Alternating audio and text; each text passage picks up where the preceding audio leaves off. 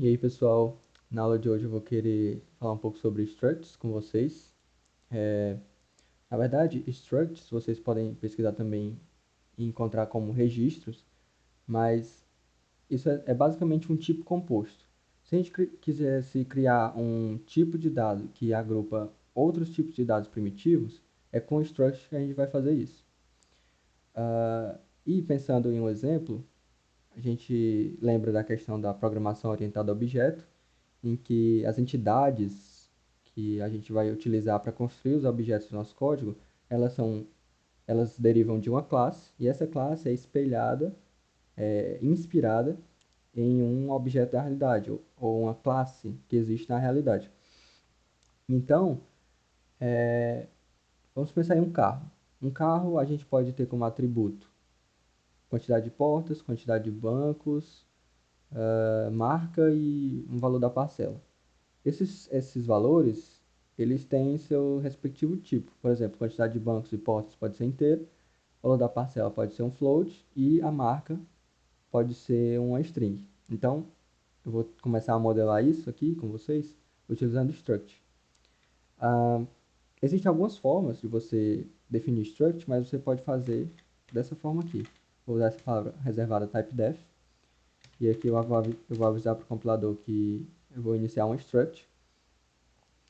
Agora eu coloco o nome da minha struct, vou colocar carro, e aqui eu abro para escrever os atributos.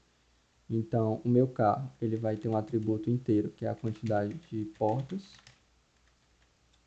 Ele também vai ter um atributo inteiro, que é a quantidade de bancos. O valor da parcela, que é um float.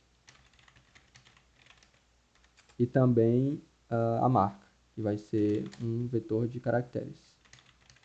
Vou colocar aqui 10, por exemplo. Agora,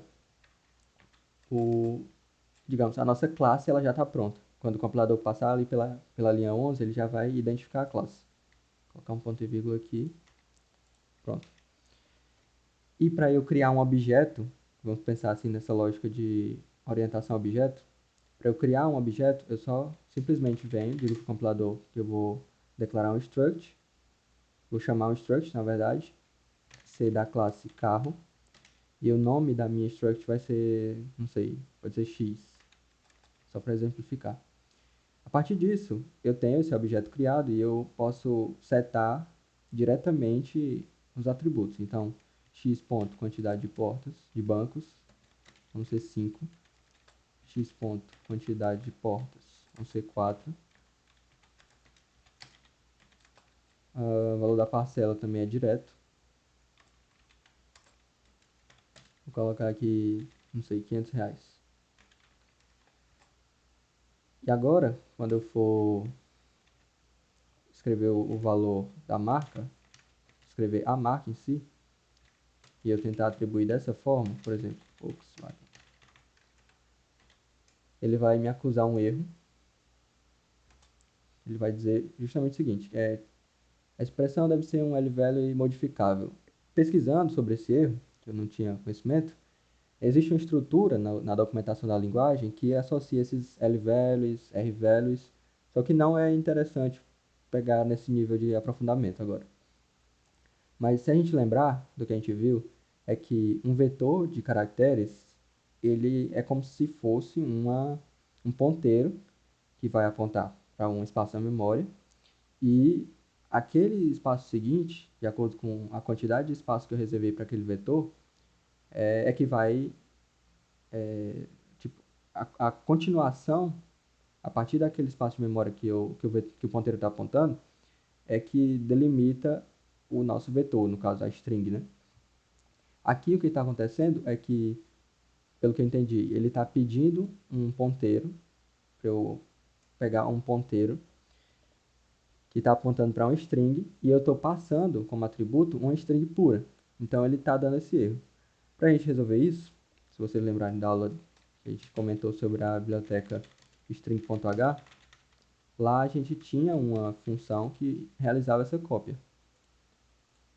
E é justamente a strcopy. E aqui eu vou pegar na verdade, o primeiro parâmetro é o valor, é a variável que eu quero adicionar um valor. Então vai ser x.marca e o segundo parâmetro é a string que eu quero adicionar nesse valor. Ou seja, meio que eu estou criando ponteiros, criando ou pegando ponteiros para essas duas coisas que eu estou passando como parâmetro e estou associando elas. Então aqui, isso é o que a função faz. Dessa forma, o compilador não identifica erro. E agora só nos resta printar. Vou colocar aqui, vou printar assim, porcentagem D, porcentagem F, porcentagem S. Agora, vamos lá, x.qtd bancos, x.qtd portas. Só a questão de printar agora. E por último, x.marca. Compilando isso aqui,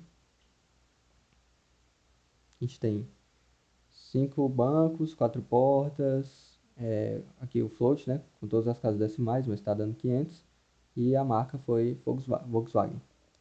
Bom, galera, Structs é basicamente isso. Essa aula foi só uma introdução e, na verdade, foi só o básico, né? Não vou me estender mais, pelo menos não por agora. E são os primeiros passos para a gente construir coisas mais complexas, certo? Então, valeu, galera. Por hoje é só.